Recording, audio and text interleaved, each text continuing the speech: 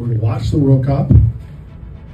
And we're also interested in all those visitors leaving at the end of their stay in the United States during the time that they've been granted.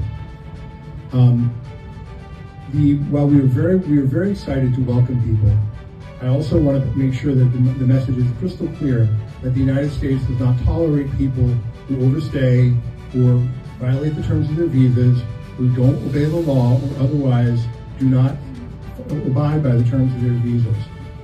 We are continually looking to make sure that people have followed the rules, and if you don't, and such as from anything from being arrested in the United States, overstaying, or lying to a consular official, the penalties can be anything from a denied visa up to and including a lifetime ban in the United States. That being said, all of you are here to learn about covering the World Cup. I like to think that all of you have very legitimate reason to go. So let me talk a little bit about probably the two most likely categories for people going to the World Cup. For journalists such as yourself, the most applicable visa class is called the I class, which is for journalists, it's for members of the press and the media. If you are going on a professional trip to engage in journalism in the United States, that is the correct visa category for you. On the other hand, if you or other perhaps people you work with or such are going to the United States to watch the games, or to go to tourism, sightseeing, visit friends, that is the proper type of visa, is what we call the tourist visa or the B1, B2 visa. So make sure you're applying for the right kind of visa. Because if you tell us, let's say apply for a B1, B2 visa, but you tell us, well, actually I'm a professional journalist and I've got a press badge and I'm going to cover World Cup games, that could put your chances of getting a visa in jeopardy. Not because you don't necessarily qualify for the right for the I visa, but because you applied for the wrong one. So the visa application process, it's actually fairly straightforward.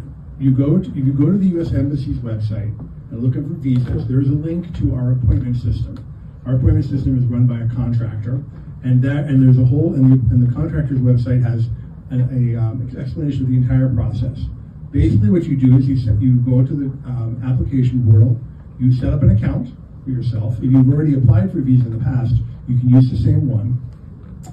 Or, actually, to be fair, if you applied recently, you can use the same one. We switched to a new visa provider in 2024, so you may have to, if you used it under the old one, you may have to create a new account with this one. So you create an account, you fill out a bunch of information, and at some point you'll be asked, information like your name, your passport number, where you're going in the United States, the type of visa you're applying for. And then at some point you'll be given a prompt to pay the application fee, which right now generally is $185.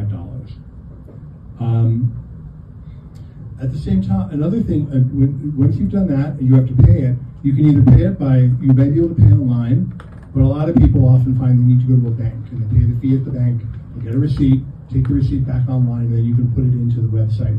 And then you'll be able to make an appointment for an interview here at the U.S. Embassy. The other thing